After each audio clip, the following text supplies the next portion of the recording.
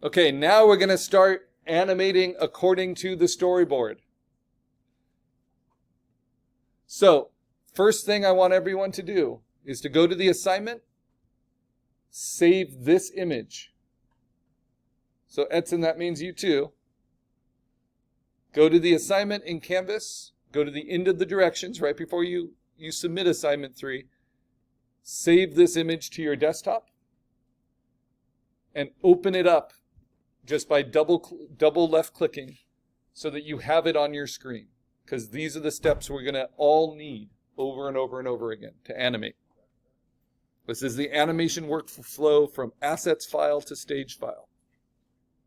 And I'll keep referring to it. Okay, now we start in our assets. This is 8 by 8 inches by 100 pixels per inch. I have decided I don't want to use the zoom at all, right? That was just to kind of show you how animating works. So I'm going to pretend I don't have a stage, because that's where the video ended. And I'm going to erase all of these from my assets. Now, in general, we don't erase assets, right? There's no reason for Guillermo del Toro, while making Pinocchio, to say, oh, we didn't use that butterfly character. Throw away every puppet, every costume, every pose we did for that. No, because they might use it for a promotional campaign, and they might use it for something else. So assets is messy. It has everything. I also don't need all these guides, so I'm going to turn them off. Command semicolon, right? And instead, I'm going to keep this stage play, this animation of transformation, very simple. I have a backdrop. Now I need a character. So where do I find my character? I got mine from my assignment number 2 and my proving ground. I kind of cleaned it up last time. Let me open that up. And I'm keeping it in my assets folder in assignment 3. So here it is. That's the character I'm using. So I bring that in, drag and drop it in. It comes in as a smart object. And I'm going to mark that green because that is my hero asset right there. I'm just trying to build this up because I have other characters. I don't start with the character that way. I'm actually going to have the character going the other way so I can flip it, still keeping it a smart object. Right? Okay, then I need other assets. So I'm going to turn that one off because my character changes. That's the big transformation. So I find first the little cat. And I'm going to flip that. Now I need to create this asset. So I'm going to use my compositing skills. I'm going to use my lasso. I'm going to rough cut around it. I don't need to be as refined as one of my full compositing creature assignments, right? Because this is lower resolution.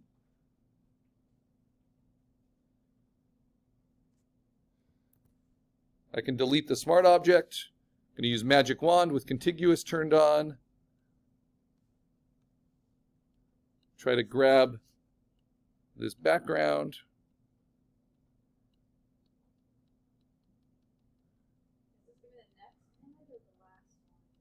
It just depends on your storyboard. I'm trying to build up the assets for my very first image, my very first frame. But I might as well bring in all the assets I have, right? Because this is the treasure chest. And remember, they're only going to see these things for a fraction of a second. And I see you, Edson. I'm just going to try to help between videos this time to be more efficient.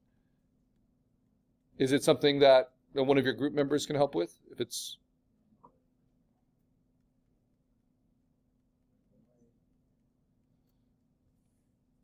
So I'm just holding shift, getting all of this background.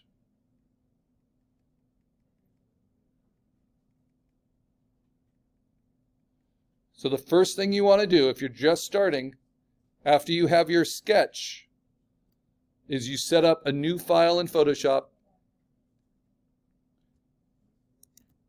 and you make it 8 inches by 8 inches by 100 pixels per inch. I'm just going to cut out this fur. I have a 2 pixel feather turned on. And I don't need these whiskers to be all that accurate.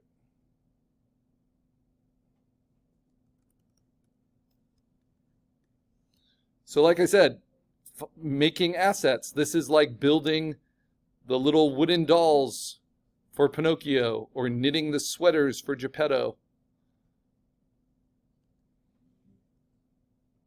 or making the wiry whiskers on the whale because they had a whiskery whale. But don't spend all your time with these little assets because they're going to show up pretty small and pretty glitchy and limited to 256 colors. So the last thing I'm going to do just to clean up this asset so I can use it is I'm going to fix this eye because it's in shadow. So I'm going to go image adjustment. Remember all these options you have. I'm going to brighten the highlights of the eye so that they match the other eye, just with levels. So you have all these full tools. I'm going to select the black with contiguous turned off. That's on the whiskers and on the outside. Hold down Shift, select a lot of these, kind of mask that, just so I can use my eraser at 100% opacity and a soft edge, but not so big, because we're at much lower resolutions now, and trim out those shapes on the outside.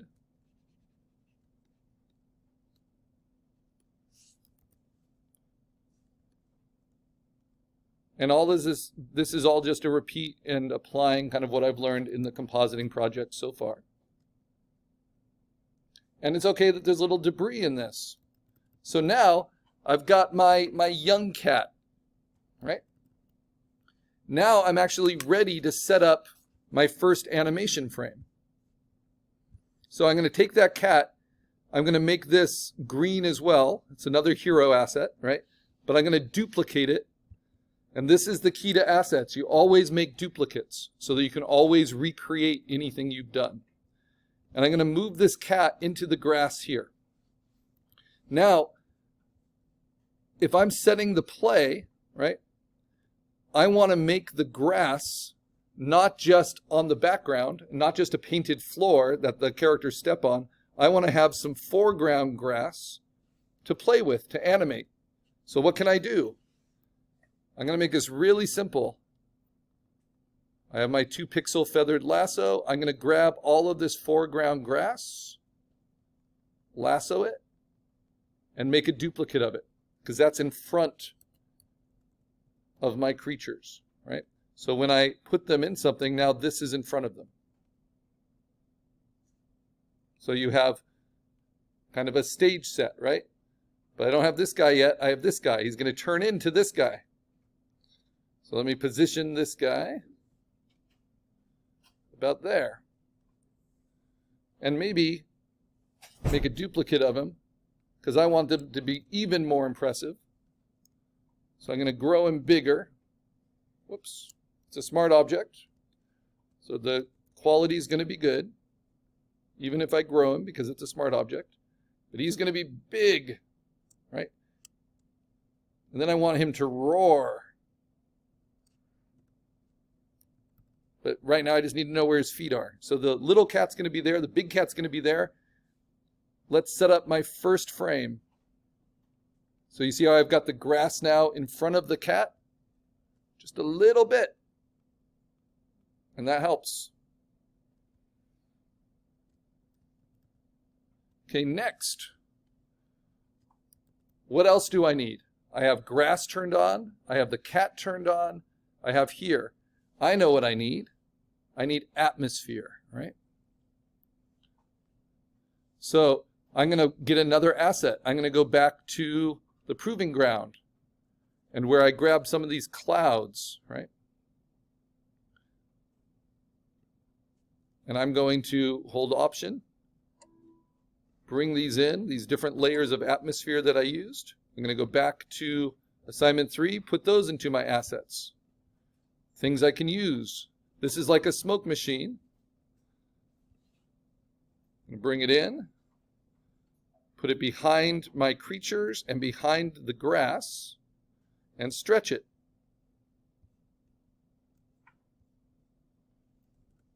All right, and then I'm going to rasterize it because I don't need it much bigger than this. Well, actually, I do. I'm going to really soften it out. I'm going to stretch this. I'll show you how panning works. I'm going to start this over here. Right. Now, because it's going to be a texture overlay instead of an actual panning shot, I'm going to rasterize it. Right. And now that means I can use this layer. I'm going to use it at a really low opacity. Right? And I might even use it on a blending mode, like soft light. Let's see if that's doing anything. Yeah. And then I can move it. You see that? It's just going to be very gentle. I'll make it a little bit more opaque.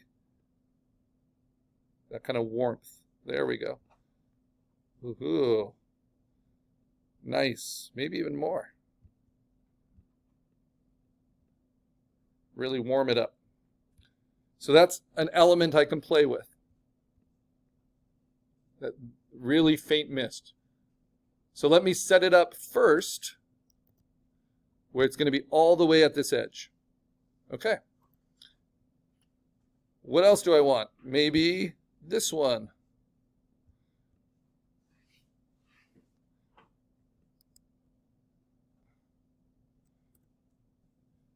Rasterize it. Take it way down.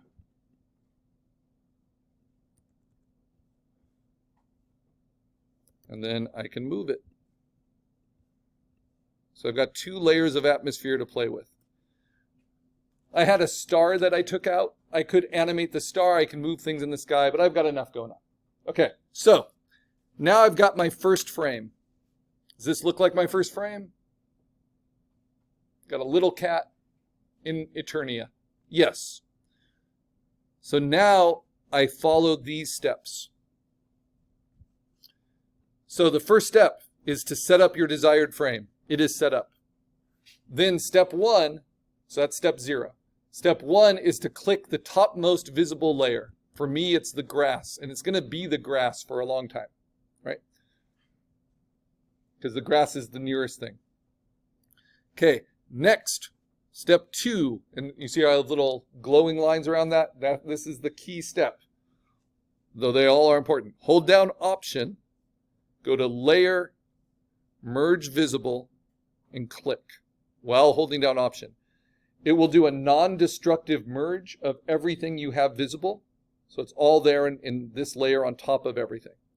Then hit Command A to select it all. Command C to copy it all. And then you click on your stage file. These are the 2 files. Assets on the left, stage on the right. I don't have a stage yet. So as soon as you have set up your first frame, you can make your stage. And this is how. You go right up through step 4. That copies that animation frame onto the clipboard. You say File New. You only have to do this once. And you name it your name, Assignment 3, Stage. All right? And I'll put BB in there. I did that last time too. I don't know why it redoes it. Assignment number 3, BC for Battle Cat, and then all in caps, Stage.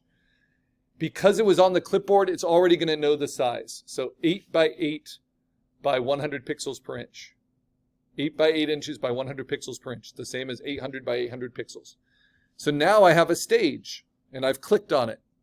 Right? So that's step 5. Now Command V to paste, and that will paste in your first animation frame. This is like the film. This is like taking the photo of the stop motion setup. All right, now I click on Assets, step 7. I get back to here, and I can't forget these. I have to clear the stage before I can set up the next scene, right? The blocking. So I hit Command D to deselect, and then I hit Delete. If I don't hit Command D to deselect, and I hit Delete, it will just empty the the layer, but the layer will still be there. And then I'll be stuck with like an empty layer. Then I